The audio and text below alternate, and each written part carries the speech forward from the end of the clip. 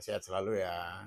Pak, ini Ya. lagi terkait ada kasus nih, Pak. Ya. Sebenarnya seseorang terdakwa yang melakukan pemerasan dan juga dugaan ya pemerasan dan juga KPPU, itu maksimal hukumnya berapa sih, Pak? Apa emang wajar, Pak, dengan hukuman 11 tahun dan denda 2 M? Bapak sebagai praktisi hukum yang sudah melalang buana di dunia pengadilan dan ya.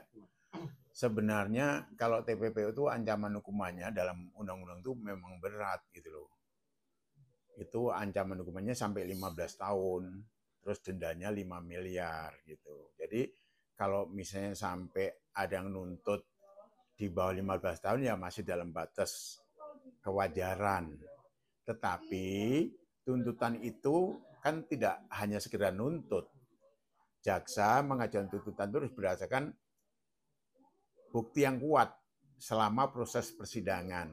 Jadi tidak sembarangan misalnya ada seorang jaksa penuntut umum nuntut sekian puluh tahun misalnya atau 15 tahun karena ancaman hukumannya dalam undang-undang tahun tidak. Dia harus mendasarkan kepada fakta-fakta hukum yang terungkap di persidangan. Jaksa itu harus membuktikan bahwa dakwaan itu pasal berapa, unsur-unsurnya apa, dan harus terbukti minimum dengan alat bukti. 2 alat bukti itu bisa keterangan saksi, bisa keterangan ahli, bisa bukti surat, juga bisa pengakuan terdakwa juga bisa. Itu minimum harus dibuktikan. Nah, kalau tidak berdasarkan fakta yang terungkap di persidangan, itu nggak bisa jaksa menuntut dengan tuntutan seperti yang dia kendaki misalnya, walaupun di bawah undang-undang nggak bisa. Jadi kuncinya adalah dakwaan itu, setiap pasal yang didakwakan harus bisa dibuktikan oleh jaksa penuntut umum. Baru dia bisa mengajukan tuntutannya. Berapa menurut pertimbangannya dia. Kalau misalnya ancaman hukuman 15 tahun, ya bisa di bawahnya, bisa sepertiganya, bisa 2/3-nya. Itu bisa dilakukan seperti itu. Nanti hakim juga saat menjatuhkan putusan juga sama. Hakim menjatuhkan putusan juga harus didasarkan alat-alat bukti. Tidak serta-merta karena dituntut sekian tahun misalnya, terus hakim ngikutin, tidak selalu seperti itu. Ya, nuntut boleh-boleh saja tinggi, tapi hakim akan menjatuhkan putusan sesuai dengan apa yang dilihat dan dibuktikan di persidangan. Walaupun jaksa bisa, menurut pendapat jaksa penuntut umum nih, menurut jaksa penuntut umum, dari keterangan para saksi, bukti surat, bukti ahli, keterangan ahli maupun keterangan terdakwa, terbukti dakwaannya secara sah dan meyakinkan menurut hukum misalnya.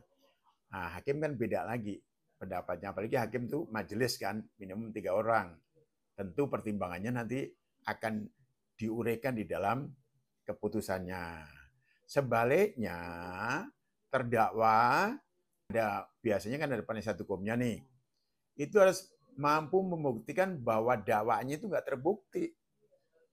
Yang paling enak adalah posisi terdakwa dan pembelanya atau penasihat hukumnya. Kenapa? Karena seorang terdakwa kalau didakwa melakukan tindak pidana ini itu cukup buktikan saja. Tidak salah satu unsur tidak bukti. Mesti bebas deh itu. Gitu. Bebas bukan onslah. Salah satu unsur tidak terbukti aja bebas. Misalnya apa? Unsur dengan sengaja misalnya. Dengan sengaja bisa dibuktikan, tidak ada unsur kesengajaan. Itu mesti bebas. Tapi juga hakim harus yakin apa yang dibuktikan oleh penasihat hukumnya bahwa terdakwa tidak punya unsur kesengajaan atau tidak mempunyai niat jahat dalam perbuatan yang didakwakan itu. Satu unsur saja mampu dibuktikan dan diyakinkan hakim bisa nerima, bebas, bukan lepas. Itu enaknya dari penasihat hukum terdakwa. Kalau jaksa penuntut umum, semua unsur dibuktikan. Nggak boleh cuma membuktikan satu unsur saja. Unsur yang terkandung di dalam pasal yang didakwakan itu harus mampu dibuktikan full menyeluruh. Penasihat hukum terdakwa buktikan bahwa salah satu unsur tidak terbukti, tidak dilakukan oleh terdakwa, selesai. Tapi terkait jaksa penuntut umum yang itu dalam perdebatan persidangan itu dijadikan poin ya, penilaian ya, kalau ada perdebatan sampai emosi, sampai ibaratnya menghina JPU atau ibaratnya meledek JPU dengan gaya terdakwa dengan gaya velocity dengan ya nyinyir gitu, itu jadi penilaian JPU untuk menuntut seorang terdakwa berat gitu Pak. Ya seharusnya kalau kita dewasa, kalau itu bukan fakta hukum seperti dari pasal yang didakwakan, untuk apa dianggap sebagai sesuatu yang memberatkan. Nanti itu hakim yang akan menilai di persidangan sopan tidak, mempersulit jalanan persidangan tidak, berbelit-belit atau tidak, menyesal atau tidak, misalnya seperti itu semuanya. Itu nanti hakim yang menilai. Jaksa cukup membuktikan dakwaannya dari perbuatan selama proses persidangan yang terungkap persidangan apa, cukup itu. Tapi kalau ada bumbu-bumbu yang lain ya mungkin perkembangan kemajuan ya penuntutan seperti itu. Jadi dalam fakta hukum kayak kita wajar dong ada hal yang terjadi persidangan, seseorang emosional, seseorang labil dan sebagainya, itu hal sesuatu yang manusiawi lah. Jadi itu nggak perlu dianggap sebagai satu hal yang memberatkan, yang mempersulit jalannya persidangan, kecuali misalnya diperiksa nggak mau, misalnya nggak, atau ya harusnya sidang nggak jadi sidang, atau memboikot sidang dan sebagainya, itu boleh dianggap mempersulit persidangan. Itu pun nanti majelis hakim, tidak perlu, menurut saya nih, tidak perlu jaksa penuntut umum mengambil alih posisi hakim seperti itu. Cukup jaksa penuntut umum ini lurus saja bahwa unsur-unsur yang terkandung dari pasal yang didakwakan terbukti. Berdasarkan bukti apa? Bukti transaksi, bukti keterangan ahli, bukti surat, bukti lainnya lagi lah apa, keterangan terdakwa atau yang apa yang terungkap dalam persidangan itu, cukup seperti itu aja. Menurut saya loh ya gitu. Pak, tapi terkait pledoi terdakwa yang mengatakan beberapa poin penting yang diminta, yaitu ada unsur ibaratnya dendam pribadi jaksa terhadap terdakwa, yaitu yang membuat dia dituntut 11 tahun, dan yang keduanya dia merasa dizalimi karena selama 8 bulan tidak bisa ketemu keluarga dan tidak bisa mencari nafkah. Ini Bapak menilai seperti apa? Ya enggak boleh tuh kan. Misalnya seorang jaksa penuntut umum bertindak ya menangani perkara sebagai penuntut umum, terus ada dendam pribadi, nggak boleh. Hukumnya nggak boleh seperti itu, hukum acaranya nggak boleh, hukum pembuktian juga nggak boleh. Karena jaksa murni kewajibannya membuktikan unsur-unsur seluruh dakwaan yang didakwakan. Masalah pribadinya nggak boleh dibawa kepada perkara itu. Terus yang dari pihak terdakwa, ya misalnya merasa dijolimin, ya wajar-wajar saja. Tapi kan penasihat hukum bisa menjelaskan dong bahwa memang tugasnya jaksa itu misalnya menanyakan kepada saksi, menanyakan kepada terdakwa atau kepada ahli, itu untuk supaya unsur-unsur dalam dakwaan pasalnya itu bisa dibuktikan gitu loh. Misalnya sampai mencecar habis, sampai begitu cermat, lama, itu karena memang kewajibannya dia, jangan dianggap ada hal yang lainnya lah gitu. Itu proses persidangan demikian, hukum acaranya seperti itu. Kemudian terdakwa atau penasihat hukumnya cukup sejak awal harus sudah punya pegangan unsur yang paling penting itu unsur kesengajaan itu nggak terbukti itu. Itu satu unsur aja dibuktikan tidak terbukti. Pakai ahli berapa banyak misalnya, cukup itu aja. Pengalaman kita seperti itu ya, gitu. Itu saja belum tentu sama hakim diterima. Itu. Nah, kalau misalnya sama hakim tidak terima di tingkat pertama, misalnya nih, sudah kita buktikan sejak awal, kita sudah punya deskripsi, punya strategi bahwa unsur kesengajaan nggak ada nih, misalnya gitu. Terus ternyata dari penuntut umum, hakim merasa ada unsur kesengajaan, dijatuhi hukuman, ya banding. Buktikan bahwa penerapan hukumnya itu salah dan pembuktiannya itu salah. Karena yang benar adalah apa yang kita yakini, bahwa terdakwa tidak melakukan tindak pidana, khususnya unsur kesengajaan dalam pasal-pasal yang disangkakan atau didakwakan itu, gitu. Seperti itu. Tapi Pak, JPU itu sendiri meyakini ada mensreanya, jadi netjatnya terdakwa memeras ya tersebut. Ini membuat pledoinya ditolak atau akhirnya repliknya ini gimana Pak? Nah itu hakim. Tentu antara jaksa penuntut umum dengan penasihat hukum atau terdakwa membuat pembelaan sendiri, nggak pernah cocok nih, nggak pernah sinkron karena saling berlawanan.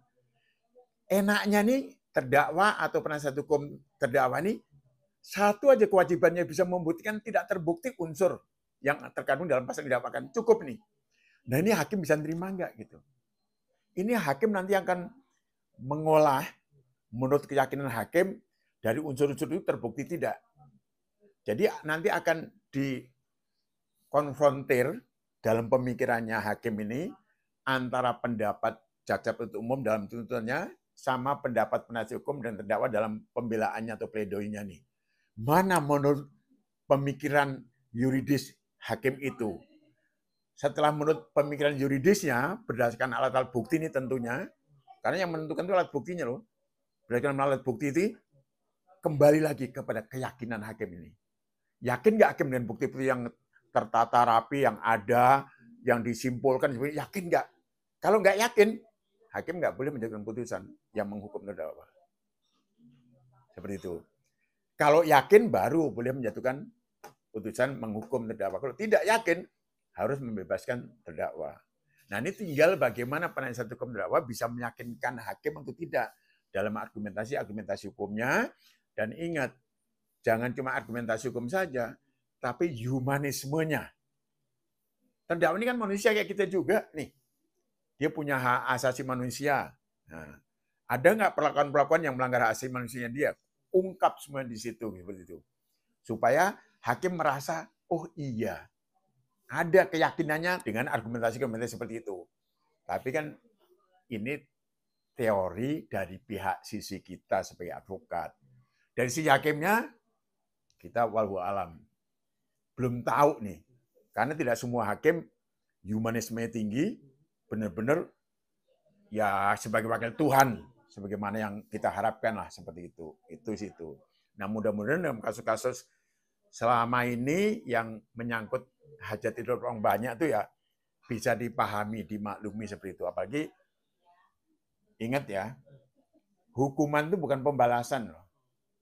Ya, hukuman itu adalah ya untuk proses mendidik supaya masyarakat berbuat baik. Itu aja, jangan dianggap hukuman itu suatu pembalasan, jadi harus dihukum seberat-beratnya. Dan janganlah. Sudah tidak waktunya lagi menurut saya ya. Saya sebagai seorang advokat gitu. Kalau hakim kita nggak ngerti lah. Jaksa penuntut umum juga nggak ngerti lah gitu. Tapi apapun juga pendapat advokat misalnya tidak diterima oleh jaksa penuntut umum atau oleh hakim, niscaya nanti kalau pensiun mereka masih pingin jadi advokat. Itulah gitu. Saat kayak gini berantem nggak menerima pendapat kita. Dianggap kita kutuk hanya ingin membela kepentingan terdakwa, bukan kita hukumnya. Kalau seorang terdakwa bisa kita buktikan tidak ada niat unsur kesengajaan aja atau niat jahatnya aja, harus dibebaskan gitu. Nah, ini perang argumentasi adu pendapat hukum ya tentang hukum pembuktian di persidangan inilah yang sangat ulet ya, sangat rigid, sangat ulet dan komprehensif sekali ya. Tinggal hakimnya ini seperti apa, seperti itu. Terakhir. Ya. Berarti bisa dibilang Bapak yakini Niki bisa kontrak bebas? Sepanjang argumentasi hukum bahwa saya nggak ngerti pembelaannya ya, tapi dalam pidana itu asal bisa membuktikan bahwa tidak ada unsur kesengajaan, tidak ada mens reanya, nggak sengaja berbuat kejahatan seperti yang didakwakan aja, mesti bebas. Cuma tergantung hakim nih semuanya ya. Saya tidak ingin mendahului hakim nih ya.